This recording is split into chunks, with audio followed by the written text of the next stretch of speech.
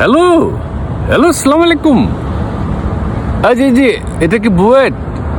ও, আপনি ওই বুয়েটের অধ্যাপক, ওই যে আপনার মা মারা গেল মিরপুরে।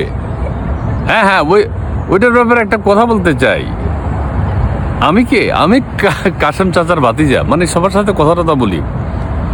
হ্যাঁ হ্যাঁ, ওই যে আপনার মিরপুরে মা মারা গেছিল না, তারপরে মৃতদেহ পৌঁছা গেছে। হ্যাঁ হ্যাঁ, ওইটা নিয়ে প্রথম আলোতে আপনার একটা সাক্ষাৎকার দেখলাম, পড়লাম আর কি। হ্যাঁ, না না, ওইটার ব্যাপারে আমি আর কিছু কথা বলি, মানে আপনার সাক্ষাৎকার দেখিয়া দেশের মানুষ হতাশ হয়েছে। না, হতাশা এক একজন তো এক কথা কইবই। আপনি নাকি ঈদের দিন, আপনি বলছেন না ঈদের দিন আপনি আপনার মারা দেখতে গেছেন, তা আপনার মা তো ঈদের আগেই মারা গেছে। না না না, গেছিলেন না? আচ্ছা, তো যদি যাইয়া থাকেন, আপনি ওই মায়ের রুমে গেছিলেন, কক্ষে? হ্যাঁ, তো কক্ষে দেখেন নাই উনি কিভাবে আছে, কি ময়লা আবর্জনার মধ্যে আছে দেখ। না না, আপনি একটা বিশ্ববিদ্যালয়ের শিক্ষক, জি, বুয়েটের মতো বিশ্ববিদ্যালয়ের শিক্ষক। আপনার সত্য কথা বলতে হবে তো, আপনি ছাত্রছাত্রীদের কি পড়ান? না, কিছু মনে করেন না, কিছু মানে এই কথাগুলো বলতে বাধ্য হচ্ছি, মানে জনগণের মধ্যে একটা চাপা ক্ষোভ দেখা দিছে যে আচ্ছা, পড়ালেখা যারা করে নাই হেরা হয়তো মা বাবার যত্ন নেয় না, কিন্তু আপনারা তো ওই পাঠ্যপুস্তক পড়ছেন না। এটা তো পড়া কি শিখছেন তাইলে? না মানে আমি আজকে কইতে আর আপনাদেরকে এগুলা। আপনার ওই যে যুগ্ম সচিব বাইরে ফোন করছিলাম, উনি রিসিভ করেন নাই। হ্যাঁ, আর যে কানাডা যিনি আছেন আপনার ভাই আরেকজন, ওনারও অনেক চেষ্টা করছি, পাইনি। শেষমেশ আপনি বুয়েটের থেকে আপনার টেলিফোন নিয়েছি। না, কি কইছেন আপনি মারে বললে দেখতে যান, 2013 সালে গেছেন, 14 সালে, এগুলো তো আমরা শুনতে চাই না। মানে আপনার মা, তো আপনার মা অসুস্থ, এটা আপনি কইছেন আপনার মা অসুস্থ, তো ওনারা হাসপাতালে ভর্তি করার নাই কেন? আরে তো হাসপাতালে হাসপাতালে আপনারা যাইতেন না, ঠিক আছে, দরকার নাই, মার কাছে যাওয়ার দরকার নাই, কিন্তু হাসপাতালে তো নার্স টার্সরা দেখতো, তাই না? একটা চিকিৎসা হইতো, চিকিৎসা হইলে ওনার স্বাভাবিক মৃত্যু হইতো। তো এখন একটা সত্য কথা জবাব দেবেন।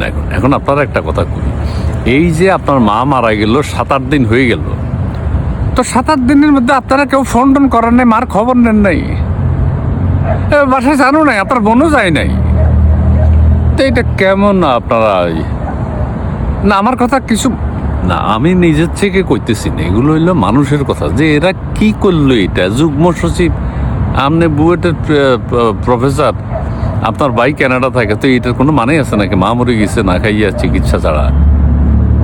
হ্যাঁ, না না, আপনারা স্কিপ করার কোনো সুযোগ নেই, কোনো সুযোগ নেই। ওই যে আপনার বোনের আমরা দেখছি, আপনার বোনও তো প্রায় অসুস্থ, তো বোনের ট্রিটমেন্টও তো করান না। হ্যাঁ, কি বোন মারে দেখাশোনা করতো আপনার বোন? তো আরে লোকজন তো কইছে আপনার বোনও অসুস্থ। হ্যাঁ, আপনার একটা আপনি একটা হাসা কথা কইবেন, কথা বলতে চাচ্ছেন না? কিছু কথা তো দেশবাসীর পক্ষ থেকে আপনারা কইতেই হইব, যেহেতু আপনারা ওনার সন্তান। আপনি যে মিরপুরে বাসায় গেলেন আপনার মারে দেখতে, আপনি রান্নাঘরটা দেখছেন নি, ওনার বেডরুমে গেছেন নি?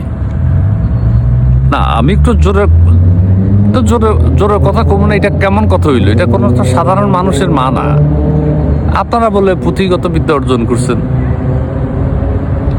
হ্যাঁ, বুয়েটে তো আপনার বিরুদ্ধে আন্দোলন হইবেন, সরকারও একটা ব্যবস্থা নিবে।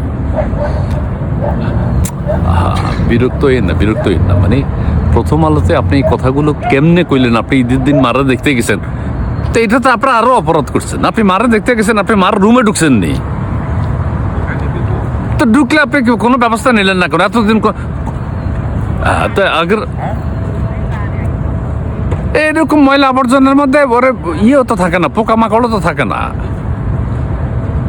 পোকামাকড় এরকম ময়লা আবর্জনার মধ্যে এগুলো তো মরাও যায় না, কারণ হ্যাঁ, আমার কথাটা বোঝার চেষ্টা করুন।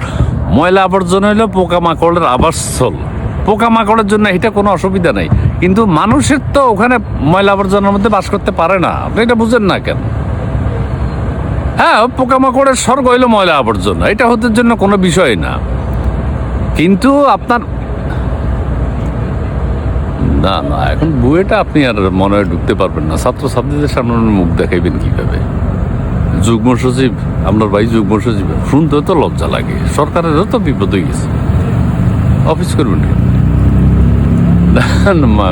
রাখবেন না, মানে মানুষের আপনারা কি বুঝাইবেন? আমি আপনাদের তো মুখ দেখানোর কোনো রাস্তা নাই, কোনো। আপনার বন্ধু আর টেলিফোন ধরে না, সাংবাদিক। হ্যাঁ, আপনিও প্রথমে অ্যাভয়েড করছেন, পরে বাধ্য হয়ে যে কথাগুলো কইছেন সব তো মিথ্যা কথা কইছেন। দেশবাসী মানে আপনার কি ভবিষ্যৎ আমি জানি না। দেশের মানুষ চায় আপনাদের যেন একটা শিক্ষা হয়, একটা তো শিক্ষা। এগুলো কোনো দৃষ্টান্ত নাকি? এটা কি কি করলেন?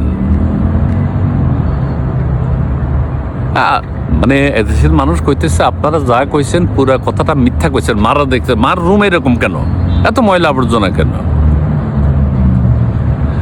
এগুলার জবাব আপনাদেরকে দিতে হবে। আপনারা বিপদে পড়ছেন, এখন ঠিক হয়ে গেছেন। এটা বিপদে পড়ছেন না, হাতে ধরে আপনারা বিপদে, মার বিরুদ্ধে মাকে নেগলেক্ট করেছেন আপনারা। দেখাশোনা দূরের কথা, না খাইয়া অভাবে কষ্টে আপনি বলছেন গড়ি দিয়ে আইছেন, আর উনি গড়ি দিয়ে কি করবো? আপনারা সারাক্ষণ ওনার সামনে বসে থাকবেন বা ওনারা হসপিটালে ভর্তি করাবেন, ডাক্তাররা দেখবো। যাক, ঠিক আছে। হ্যাঁ, কাশন চাচা কইছে আপনাকে একজনের সাথে যেন আমি কথা বলি। তখন যে আপনার যুগ্ম সচিব বাইরে বাইরে কানাডার ওই লোকের ফোন নাম্বার জানি না, আপনারটা বইয়ের থেকে নিলাম। না, এগুলার ভবিষ্যতে কইলেন না। আপনার বোনটারও একটা চিকিৎসা করান, বোনটারও চিকিৎসা করান, নিজেদেরও মাথার চিকিৎসা করান। আপনাদের মাথাও নষ্ট। জি জি, আসসালামু আলাইকুম। বুয়েটটা শিক্ষক হইলে মানে বুয়েটটা শিক্ষকের মতো হইতে হইব, যুগ্ম সচিব হইলে যুগ্ম সচিবের মতো হইতে হইব, যাতে আপনাদের কথা শুনে সেই শিক্ষা অর্জন করতে হইব। আচ্ছা জি, না আমি একটু জোরে কথা কইছি, এটা কিছু মনে করেন না, এর বাধ্য হয়েছি। জি জি জি, আসসালামু আলাইকুম, আসসালামু আলাইকুম।